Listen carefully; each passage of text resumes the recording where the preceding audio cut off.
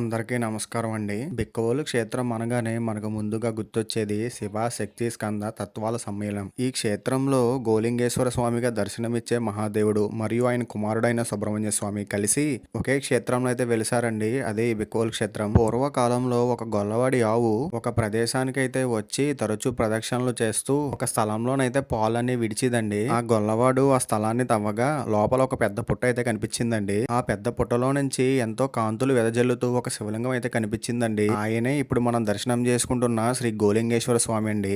తరువాత కాలంలో ఈ గుడిని అయితే తూర్పు చాళుక్యులు అయితే కట్టినట్టు అలాగే అభివృద్ధి చేసినట్టయితే పురాణాలు అయితే చెప్తున్నాయండి. ఈ గుడిని కట్టి 1100 సంవత్సరాలు అయితే అవుతుందండి. ఈ గుడిలో వచ్చేసరికి ప్రత్యేకత ఏంటయ్యా అంటే ఇక్కడ వెలిసిన గోలింగేశ్వర స్వామికి బ్రహ్మసూత్రం అయితే ఉంటుందండి. బ్రహ్మసూత్రం అంటే ఏంటంటే శివలింగం మీద ఒక గీత అయితే ఉంటుందండి. అలాంటి లింగాలు అయితే చాలా ప్రత్యేకమైనవండి. అంతేకాకుండా ఈ బిక్కవోలు గోలింగేశ్వర క్షేత్రాన్ని త్రిలింగ క్షేత్రం అని చెప్పి అంటారండి. ఎందుకంటే గోలింగేశ్వర స్వామికి కుడివైపు చంద్రమౌళేశ్వర స్వామి లింగం అయితే ఉంటుందండి. ఎడమవైపు ఏమో రాజరాజేశ్వర స్వామి గుడి అయితే ఉంటుందండి. ఈ మూడు శివలింగాలు కూడా ఒకే దిశగా ఒకే లైన్ లో పక్కన అయితే ఉంటాయండి.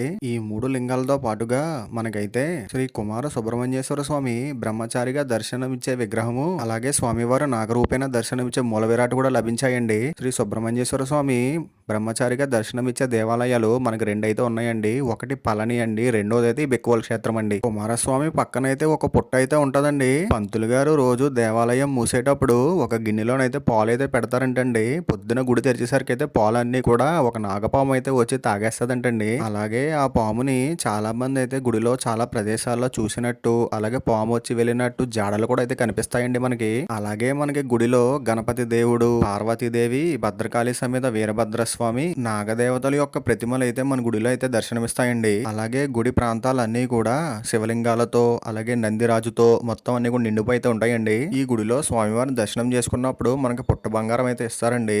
ఆ పుట్ట బంగారాన్ని మనం కనురెప్పలకి చెవులకి రాసుకుంటే ఎంతో మంచి జరుగుతుందని చెప్పి నమ్మకం అండి. అలాగే పెళ్లి కాని వారికి, పిల్లలు పుట్టలేని వారికి ఇక్కడ ప్రతి మంగళవారం పూజలు అయితే చేస్తారండి. అలాగే చాలా మంది ఆడవాళ్ళు ఇక్కడ నాగల చీర అయితే కట్టుకుని ఈ గుడిలో ఒక రాత్రి నిద్ర చేయడం ద్వారా పుత్ర సంతానం అయితే కలుగుతుందని చెప్పి నమ్మకం అండి. ప్రతి మంగళవారము అలాగే ప్రతి నెలలో వచ్చే షష్ఠి అలాగే సుబ్రహ్మణ్య షష్ఠి రోజున అయితే ఈ గుడి చాలా ఎంతో అంగరంగ వైభవంగా అయితే ఉంటదండి. ఈ గుడి వచ్చేసరికి కాకినాడ నుంచి 30 కిలోమీటర్లు, రాజమండ్రి నుంచి అయితే 40 కిలోమీటర్ల దూరంలో అయితే ఉంటదండి. ఇక్కడ వెలిసిన సుబ్రహ్మణ్య స్వామిని సుబ్బారాయుడు అని చెప్పి అయితే పిలుస్తారండి. సుబ్రహ్మణ్య స్వామి అయితే ఖచ్చితంగా ఇక్కడైతే ఉన్నారండి.